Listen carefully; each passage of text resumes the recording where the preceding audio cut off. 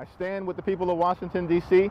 I stand with Mayor Bowser, and we are strongly supporting their efforts to stop this scheme to take over the police department in the District of Columbia, which is nothing more than an illegitimate power grab.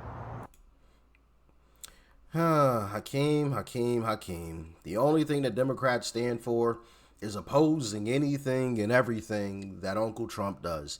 That is it, and that is all. Whatever Trump says, oh my goodness, it's an attack on democracy. Whatever Trump says, see, Trump's a terrible person. That's Trump bad, and he's wrong. He's a liar, bro. Like, literally everything. And it's so old and played out at this point. Like, honestly, on one hand, I do got to give the Democrat Party credit, right? I do got to give these politicians credit because they have kept up this nonsense for this long.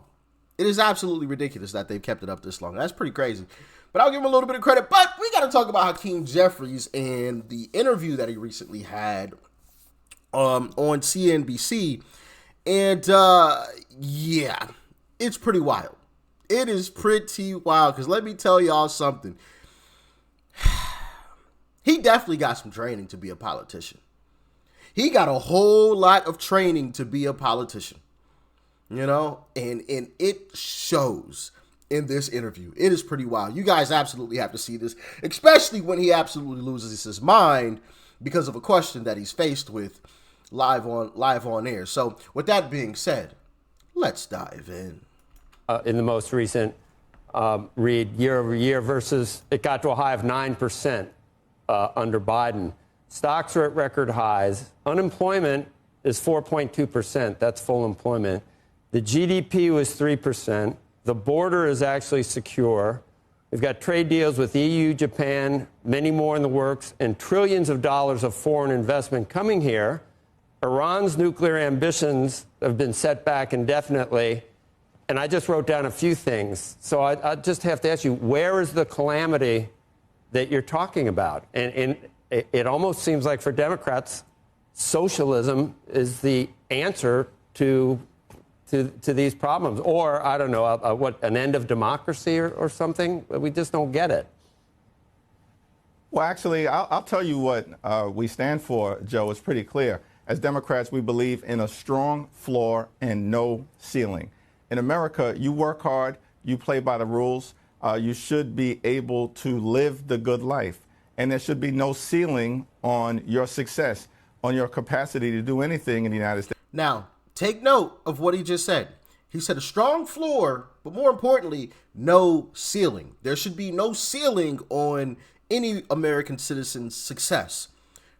Remember he said that because that's very important based on what he's asked later on in this interview. So I just want you guys to take note of that. States of America. That's the great promise of this country. At the same period of time, there should be a strong floor. Today is the 90th anniversary of Social Security. It was born 90 years ago today. What we've seen from this administration is an attack on Social Security, an attack on Medicare, an attack on the Affordable Care Act, ripping Medicaid away from millions of Americans. That actually is the type of strong floor that we should also have in this country. You pass one big, ugly bill that's now law on a partisan basis that represents the largest attack on health care in American history. Hospitals will close, nursing homes will shut down, community-based health clinics will be unable to operate. People all across the country are going to experience increased premiums, co-pays, and prescription drug prices. That's a problem for everyday Americans. I'm not talking about people who are already wealthy and well-off and well-connected. I'm talking about the everyday Americans that I represent in Brooklyn and that we're fighting hard for. In fact, those same Americans, food is being ripped out of the mouths of hungry children, veterans, and seniors with the largest attack on nutritional assistance in American history. I find that problematic in the United States of America, and millions of people do so as well. Leader, where do you land on this mayoral race in New York, and in particular on Mamdani, who is clearly now the front runner in this situation, won the primary?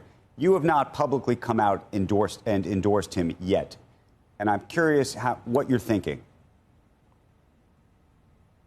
Well, He ran a strong race in the primary, obviously, relentlessly focused on affordability, which is a big problem, of course, here in New York City, along with every other part of the United States of America. And he outworked the opposition. He outmessaged the opposition and outorganized the opposition. But now during the general election, of course, he's going to have to demonstrate to a broader electorate, including in many of the neighborhoods that I represent in Brooklyn, that his ideas can actually be put into reality. And that's, the conversation that he's having with me and having with people who are community leaders and residents in the 8th Congressional District I serve. And that sounds like you're not convinced then yet. This is what I'm talking about when I say you can tell Hakeem Jeffries went through some extensive training in order to become a politician. Because what he's doing now is the epitome, excuse me, I have the hiccups, the epitome of being a politician, right? A Democrat politician. And that is never answering any questions straight up and dancing around everything so that you can try to, move and flow wherever, people, the voters might move to. Instead of standing on your own 2 feet and standing on something, right? Standing behind your word, I guess I should say. Hakeem Jeffries is going to dance around it and not really answer the question. And I also want to point out, this is quite interesting as well. He's got an earpiece in. Is that for CNBC or is that somebody behind the scenes telling him what to say? I don't know. Y'all let me know. I've never done, an interview on television, so maybe that's protocol. Or maybe somebody behind the scenes is telling him exactly what to say and how to say it. Y'all let me know what you think. No, well, conversation. It was a constructive and candid conversation. It was centered around the community. And in that conversation, he indicated he'd like my help in putting together additional meetings with members of the congressional delegation, as well as leaders in many of the communities that I represent in neighborhoods like East New York and Brownsville, Canarsie, some of the more lower income working class neighborhoods that I may serve. I agreed to do that. That meeting is being put into motion right now. How do you think about him relative to Cuomo? And how do you think about the message of socialism or being a socialist and what that may portend for the Democratic Party? Well, I think, as I indicated, listen, my view about what we as Democrats stand for, what we're fighting for, we need to lower the high cost of living in the United States of America. We need to fix our broken healthcare system, and we need to clean up corruption in Washington, D.C. That's not what he asked. So we actually have a government that works for the American people, for everyday Americans, for hardworking American taxpayers, as opposed to working for the privileged few. That's what that one big ugly bill was about. Cut health care, devastate nutritional assistance, reward Republican billionaire donors with massive tax breaks. That's not us as Democrats. Here in this country, work hard, play by the rules. You should be able to afford to live the good life. Good paying job, good housing, good health care, good education for your children, right, and a good retirement, which, by the way, means protect Social Security and Medicare because they are earned benefits, not entitlement programs. Don't try to devastate them. I understand that. Which is I'm what just the curious Republican plan is right now. I'm curious where you land on things like, freezing rent, free buses, giving away, free food at supermarkets and the like, and what you just think of that idea and what it represents. Listen, Zoran is going to have to make the case to the people of New York City, including in the neighborhoods that I represent. Hakeem, that's not, excuse me, that's not what he asked Hakeem. He said, what do you think about it? Y'all see how he's just completely dancing around every... Now, I give him credit. I give him credit. Because I'll admit, I will be the first to admit, I don't think I could come up with these types of answers that quick, right? To be able to dance around the questions. Like, I would just tell you straight up, like, socialism is just stupid. that's part of the reason why I can't be a politician. You know, I think I would be a lot like Trump, probably worse, you know, because what comes to my mind would come out. And if I think you're an effing idiot, I'd probably just say it. And sometimes by complete accident, you know, like, bro, you're a fucking idiot. You know, oh, excuse me. You know, like, it would just come out because in my head I would be thinking, bro, this guy's an idiot. You know? And I would actually say it. And that is part of the reason why you will never see me become a politician. I can't do it. I can't do it. I cannot do it, bro. I can't do it. Especially with people like Hakeem Jeffries. People like him would just absolutely piss me off, you know? Because I'm sure behind the scenes, as a matter of fact, we know behind the scenes, a lot of these Democrats who are out here, oh my goodness, Republicans bad, Republicans terrible.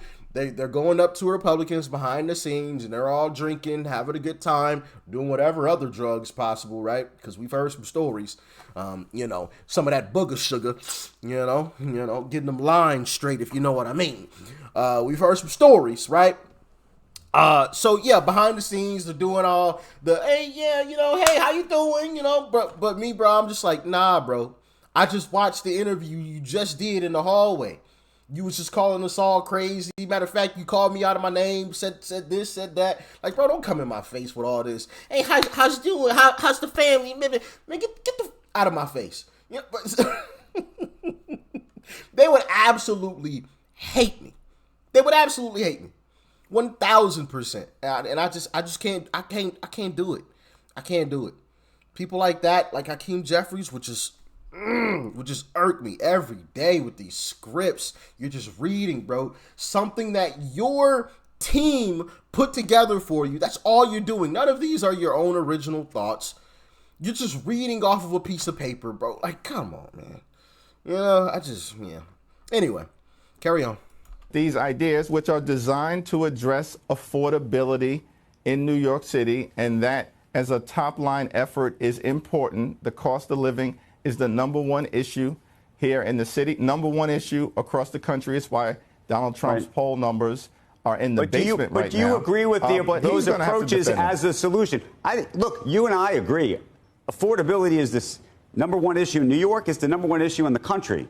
And so he has done a great job of identifying that issue and articulating that issue.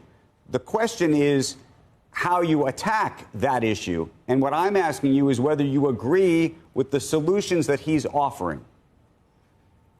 Here's what my solution would be. And I've said this directly to him and will continue to say it to policymakers across the city, the state, and the country. We have a situation in New York City and across America where the demand for housing that is affordable greatly exceeds the supply. That's a problem. That imbalance is jamming people up, working class residents, moderate income residents, middle class residents. In New York City, if you're a police officer married to a nurse, you can't even afford to purchase a home in this city. That's problematic. So we have to build our way out of this problem. That's all hands on deck. That's city, that's state, that's federal. That also means a meaningful partnership with the private sector. That has always been my position. That will continue to be my position because it's the right position for the people that I serve. Andrew Cuomo has made the point that Zohran Mamdani lives in a rent-controlled apartment, even though he is not considered, quote-unquote, poor, and that Andrew Cuomo would actually try to create a law in the state that would prevent people like Mamdani from living in a rent-controlled apartment. Do you think that he should live in a rent-controlled apartment? Well, listen, that's an issue for the state legislators and the state government to work out. No, but it's a fascinating issue about affordability. That's not what he asked, Hakeem. He said, do you think he should be living in it? In this city, and whether there are folks who are living in rent-controlled apartments all across this city that effectively should be going towards poor people who need that affordability. It's a legitimate issue that has been raised, and the Mamdani campaign is going to have to address it. Talking about issues that folks are going to have to address, what do you think of the president's decision to replace the BLS director in terms of this new person who's just been put into this role. Now watch. He'll have everything in the world to say when it comes to Trump. But when he's asked about his own personal opinion, you just can't make this stuff up, bro. Watch this man completely flip. He's got everything in the world to say. He knows how to perfectly answer the question, right? The proper question that he's being asked. He can answer it now. But when he was asked about socialism and Mamdani, see, Mamdani's going to have to answer that. That's a good question. And, the people of New York are going to have to. It's just like, bro, he's asking about your personal opinion.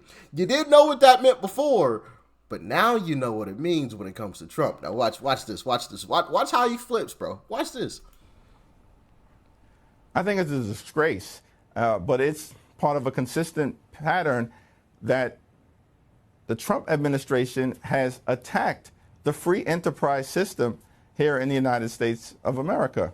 The Trump administration has unleashed the largest pay-to-play scheme in modern American history, and everybody in corporate America knows it. Everyone in Washington, D.C. knows it. Is that not an attack on a free market-based economy here in the United States of America? Seems to me that it actually is. That's problematic. Right, but here's the thing: you're talking about free market. Problematic. This is why I wanted to go there, because there's you're talking about a free market on one side and being an advocate for a free market on one side, but at the same time, we just had a whole conversation about an individual who is running for mayor in New York City who is genuinely titling themselves a socialist. And you're saying that you might ultimately support them. And so I'm trying to understand the distinction here. No. Yeah, he's getting mad now. I'm trying to understand why you would spend a significant amount of time asking me about the Democratic nominee who's not even the mayor, and it's not a legitimate point to raise about a president who is regularly attacking the free market economy, bullying corporations, bullying universities, bullying law firms. He just Hold on. Oh my goodness, bro. What? Huh? He's bullying. So what was what do you call it when, American citizens who are working in healthcare that are called heroes at one point, and then once the jab comes out, the splooge, those same folks that you all called heroes, Joe Biden, your leader, called heroes. They're fired because they don't want to take your splooge in the arm. That's quite interesting. But Trump's the bad guy. The same people that you called heroes were then fired because they didn't want to take your jabs. Interesting how that works. But, he ain't gonna want to talk about that one. But then also, to the point that he made there, he said, why are you asking me about Mamdani, who's not even the mayor? We're asking you about Mamdani because he is the leading candidate to become the next mayor of New York City. What are you talking about? The biggest city in America. That's a legitimate question. He's a Democrat. Why wouldn't we ask you about it? I guarantee you, if it was a Republican that was about to become mayor of New York City, he'd have everything in the world to say. Right? He wouldn't mind answering a bunch of questions, but because he's a Democrat and he's a socialist, and because you don't want to be tied to socialism, because you know how toxic it actually is and how bad it really is, but your constituents, your base, for some odd reason believes in it I don't know, right? It'll never work, but you're angry about it. But that's a legitimate question. This is the biggest city in America. What are you talking about?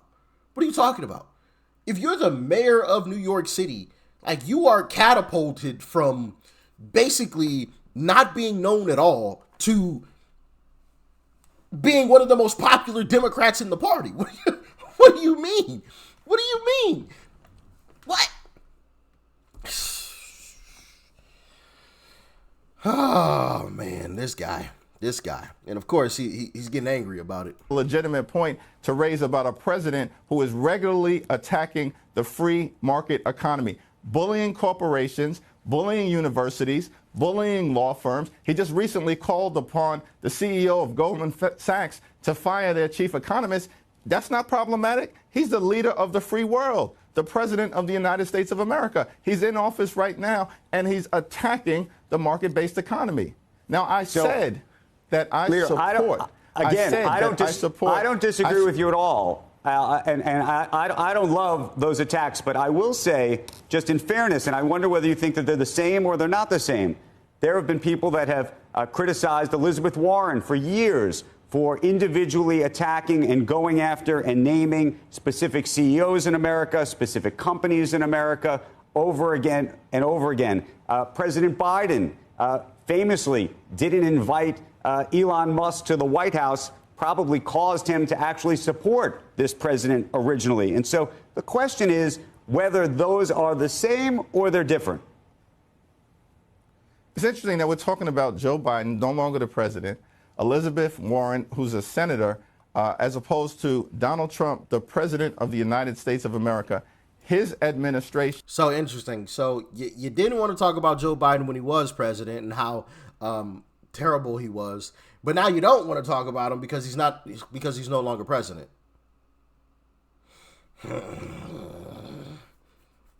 Y'all see how frustrated? Oh my goodness. This is why I can't deal with these types of people, bro. I can't do it. I cannot do it. I can't do it. Because several of y'all have been like, Rich, maybe you should run for office. And I'm like, HE double hockey sticks, no. It's people like this. I just can't do it. I can't.